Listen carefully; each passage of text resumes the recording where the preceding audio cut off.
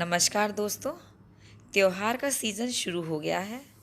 करवा चौथ, अहोई अष्टमी, धनतेरस, दिवाली, गोवर्धन, भाई दूज, एक के बाद एक बड़े ही अच्छे त्योहार आ रहे हैं और सबके मन में बड़ा ही हर्षोल्लास है।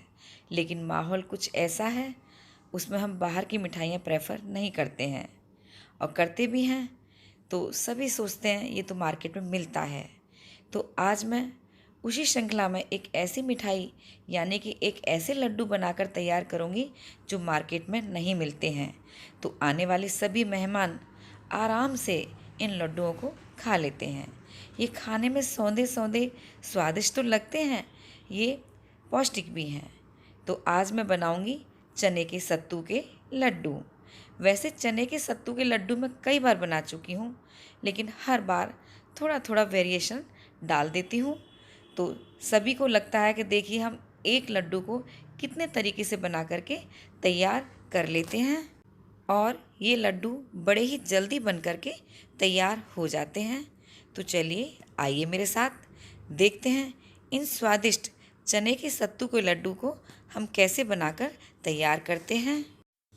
इन लड्डुओं को बनाने के लिए ये 500 ग्राम मैंने चने का सत्तू लिया है। ये इजीली मार्केट में मिल जाता है।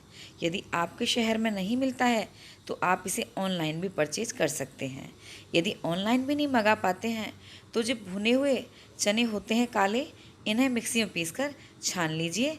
चने का सत्तू बन करके तैयार हो जाता है। मैंने भी भुने हुए काले चने पीस कर ही इस सत्तू को तैयार किया है और इसे अच्छे से छान लिया है। ये लगभग मैंने 600 ग्राम तगार को छान कर लिया है, जिसे करारा भी कहते हैं, मोटा बूरा भी कहते हैं। ये अपने टेस्ट के हिसाब से थोड़ा कम या ज़्यादा कर सकते हैं।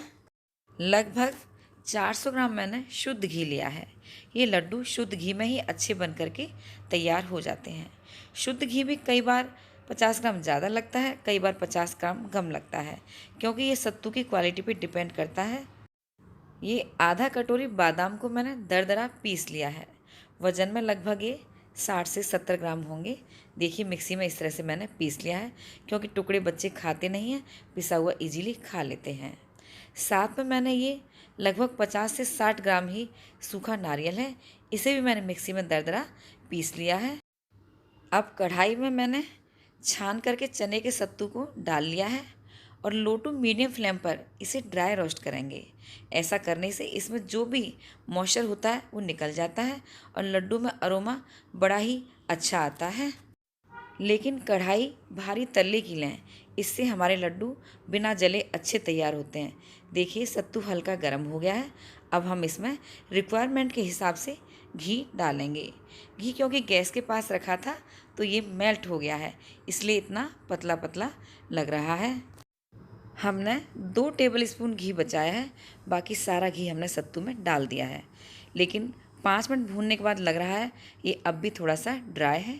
जो बचा हुआ हमारा 2 टेबल स्पून घी है उसे भी हम सत्तू में डाल देंगे और लगातार चलाते हुए धीमी फ्लेम पर भून लेंगे। हमें सत्तू को भूनते हुए लगभग 12 से 13 मिनट हो गए हैं। अब इस स्टेज पर हम इसमें सूखा जो नारियल हमने पीस के रखा था उसे डाल देंगे, और साथ में जो बादाम हमने पीस के रखे हैं उन्हें भी डाल देंगे, और लगातार इसी तरह से लो फ्लेम पर भूनते हुए इसे तैयार करेंगे, ताकि हमारे ड्राई फ्रूट्स भी साथ में अच्छी तरह से भुन जाएं। अभी ये हल्का ड्राई लग रहा है। जैसे जैसे भुनता जाएगा ये घी रिलीज़ करता जाएगा, जो कि हमारे लड्डुओं के लिए पर्याप्त रहेगा। ड्राई फ्रूट डालने के बाद हमने सत्तू को लगभग 12 से 13 मिनट और भून लिया है, और देखिए ये हल्का सा लूज हो गया है, क्योंकि सत्तू ने घी रिलीज़ करना स्टार्ट कर दिया है। अब इस स्टेज पर हम करछी से अच्छी तरह से इसे समतल करेंगे, और देखिए इसके ऊपर घी की हल्की सी लेयर आ गई है। इसका मतलब हमारा सत्तू अच्छी तरह से परफेक्ट भुन करके तैयार है और घी भी पर्याप्त है। इस समय हम गैस की फ्लेम बंद कर देंगे और भुने हुए सत्तू को हम एक बड़े बर्तन में निकाल करके ठंडा करेंगे। हमने सत्तू को शुरू से आखिर तक धीमी फ्लेम पर भूना है, और टोटल लगभग हमने इसे 25 मिनट धीमी फ्लेम पर भूना है। देखिए मिश्रण ठंडा हो गया है, हम हाथ से छू पा रहे हैं, लेकिन इसको कम्प्लीटली ठंडा नहीं करना है। अब इसमें हम बूरा मिला लेंगे और 100 ग्राम बूरा हमने बचा लिया है। यदि हमें आगे रिक्वायरमेंट लगेगी मिलाने की तो हम उसे भी डाल लेंगे और हाथ से अच्छी तरह से मिला करके तैयार करेंगे। देखिए हमारे लड्डू का मिश्रण हमें अभी हल्का ढीला लग रहा है, इससे लड्डू अच्छे नहीं बनेंगे। तो जो हमने 100 ग्राम बूरा बचाया था उसे भी हम डाल करके अच्छी तरह से मिला लेंगे। देखिए 100 ग्राम बूरा डालने के बाद हमने इसे अच्छी तरह से मिला लिया है और देखिए ये लड्डू बनाने के लिए बिल्कुल परफेक्ट मिश्रण बन करके तैयार हुआ है। देखने में ये अभी हल्का ढीला लग रहा है, लेकिन बूरा भी बाद में घी को सौंखेगा तो ये बिल्कुल सही हो जाएगा।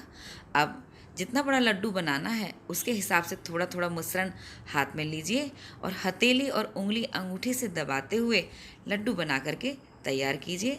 इसको स्मूथ टेक्सचर देने के लिए इस तरीके से हिलाइए। देखिए हमारा लड्डू बन करके तैयार है। सेम इसी तरीके से मैं एक और लड्डू बना करके आपको दिखाती हूँ। बस जितना बड़ा लड्डू चाहिए उतना मिश्रण लीजिए, उंगली हथेली से दबा करके लड्डू तैयार कीजिए। स्मूथ करने के लिए हथेली में इस तरह घुमाइए, लीजिए लड्डू तैयार है। बस इसी तरीके से हमने सभी सत्तू के लड्डू बना करके तैयार कर लिए हैं और देखिए हमारे कितने शानदार लड्डू बन करके तैयार हुए हैं। हमें लड्डू को बनाए 3 घंटे हो गए हैं, ये अच्छे से सेट हो गए हैं। आइए एक लड्डू को तोड़ के दिखाती हूँ। देखिए कितना शानदार लड्डू बना है और ये अब एकदम खुश्क हो गया है, क्योंकि जो थोड़ा घी का गीलापन था वो बूरे ने सोख लिया है। तो इन शानदार लड्डू को आने वाले त्यौहार पर आप भी बनाइए और अपना फीडबैक कमेंट सेक्शन में ज़रूर दीजिए। दोस्तों कई बार मुझे कमेंट्स आते हैं कि आप बेसन, आटा या सत्तू का लड्डू जब भी बनाते हो तो उसमें आप इलायची का फ्लेवर नहीं डालते हो। तो दोस्तों मेरे घर में आटा, बेसन और सत्तू से जब लड्डू बनाया जाता है तो उसमें इलायची का फ्लेवर कोई भी पसंद नहीं करता है। सभी घर के मेंबर्स कहते हैं आटा, बेसन और सत्तू के लड्डू का जो घी में भुनने के बाद फ्लेवर आता है वो अपने आप में ही बड़ा ही बेमिसाल होता है। यदि आप डालना पसंद करते हैं तो इलायची को क्रश करके डाल सकते हैं। दोस्तों रेसिपी से रिलेटेड किसी भी जानकारी के लिए आप मुझे इंस्टाग्राम पर फॉलो कर सकते हैं। मेरी इंस्टा आईडी मेरे चैनल के अबाउट सेक्शन में मिल जाएगी। और भी स्वादिष्ट मिठाई बनाने के लिए आप मेरे चैनल पर स्वीट्स की प्लेलिस्ट को ज़रूर विजिट कीजिएगा और आने वाले त्यौहार पर ज़रूर बनाइए। आने वाले दिनों में मैं और भी मिठाई की रेसिपी अपलोड करूँगी, तो प्लीज़ आप ज़रूर देखिएगा। यदि आपको मेरी रेसिपीज़ अच्छी लगती हैं तो प्लीज़ लाइक, कमेंट, शेयर और सब्सक्राइब ज़रूर कीजिए। और हाँ, बेल आइकन ज़रूर प्रेस कर दीजिएगा ताकि मेरी आने वाली नई रेसिपीज़ के नोटिफिकेशंस सबसे पहले आप तक पहुँचे। धन्यवाद।